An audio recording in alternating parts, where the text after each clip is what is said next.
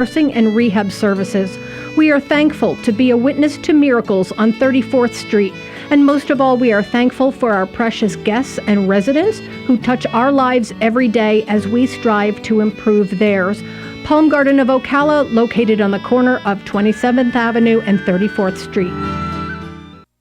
Looking to put your money to work? Florida Credit Union has 3 CD specials: 12 months for 1.05% APY, 24 months for 1.50% APY, 36 months for 1.75% APY, each with a $10,000 minimum. Federally insured by the NCUA. APY equals annual percentage yield. These rates effective through December 31st, subject to change at any time. Visit one of Florida Credit Union's convenient locations today or visit their website at flcu.org.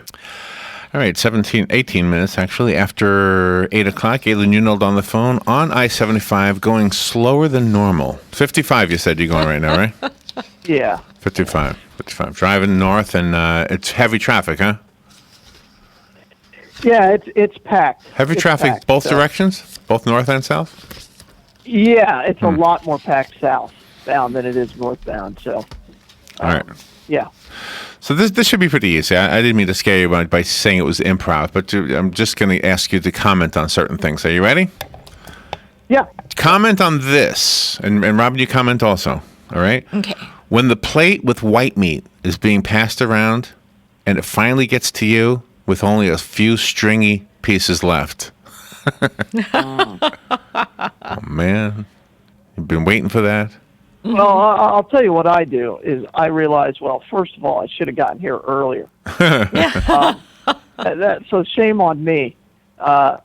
Secondly, you know, the most disappointing thing is that means there's no lunch tomorrow. Yeah. That's really what goes through my mind. It's I'm not only eating for today, That's or right. cooking for today and getting leftovers for today, but for the next 2 or 3 days. And that's the... Go to my mom's house, and there'll be about 30 people there. There are no leftovers. So, you know, my wife, I kid you not, she's like, well, I'm buying a turkey this year. I'm like, we're going to my mom. She goes, well, I don't have any leftovers.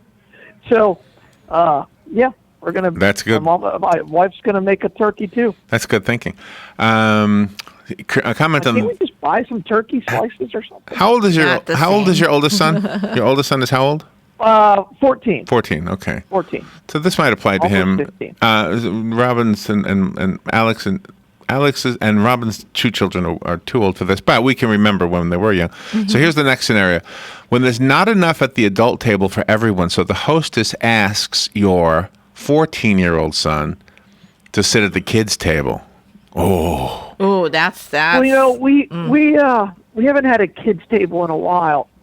At my mom's house, we all just kind of scatter because there's so many of us. But yeah, that has happened, and he's not old enough yet, so he doesn't belong at the kids' table. He kind of likes being at the kids' table. Oh, he does. Okay. The hard part is when you're the youngest in the family who didn't bring a date or a wife, you know, or a guest or something, and then you get relegated to the kids' table. Oh, like you're 25, you mean? Yeah, right. Yeah, I have been there. That is purgatory. That's some form of imprisonment. So it's just a mess because you have to do everything that the parent forgot, right? Because usually when you sit somebody down at the children's table, you take care of everything you need. But you know, I mean, you have to put on their. You know, you have to get their sauce right. You have to get their drinks. You have to get their napkins right. You have to do it all perfectly. You have to cut the meat, and if any of that is left over, then they look at you, and no matter on that day, you're everybody's uncle. It's like, Uncle Galen, can I have this? They love you. Or you know, it's all of that, and it's like, oh gosh, I don't even know who you are.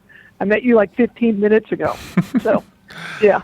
That's the hard part of that too. So gosh, Robin, if you were at that situation when like TJ was 17, let's say, and the hostess says, TJ, would you mind sitting at the children's table? What do you say? Do you say? I'd always volunteer it to be me. And I'll sit there. I do. I'll say, oh, that's okay. I'll sit there. You know, Yeah. but then it's Does that shock anybody? By the way, That Robin would do that? No. I would have guessed that if I had $1 million that I would win. That's what I would have said. Absolutely. I agree. Yeah, that's a no-brainer. That was a sure thing. So what do you say when there are 3 kids and only 2 drumsticks?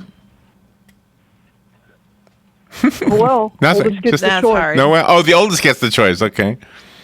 Oldest gets the choice. Yeah. All right. Comment on this scenario. Right. Everyone is. Hopefully, you'll outgrow the person in front of you. I guess. That's I don't know. All right. Comment on this one. Everyone is asked to hold hands during grace, and cousin Ricky to your left whispers, "I'm not gay."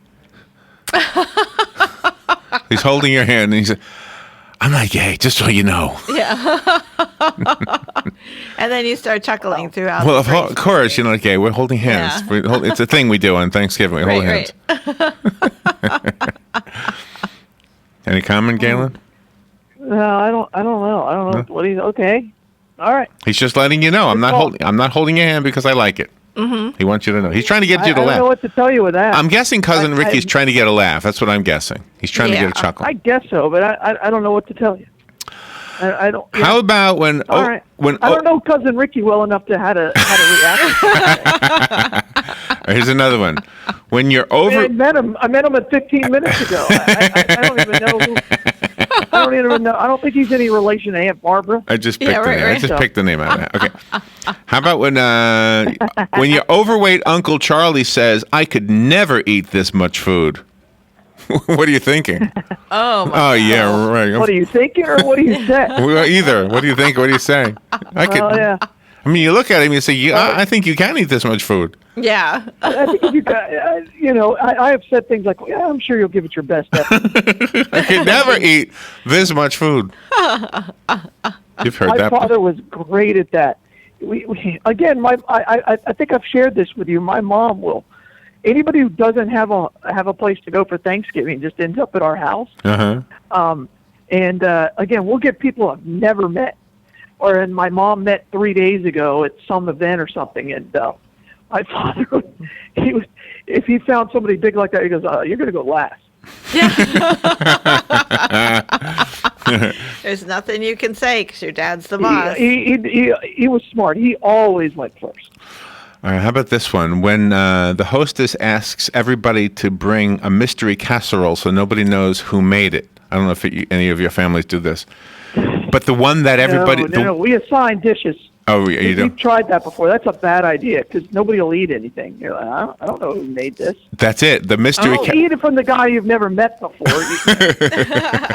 But the mystery casserole is being passed around and nobody's taking any, and you're the one who made it. Mm-hmm.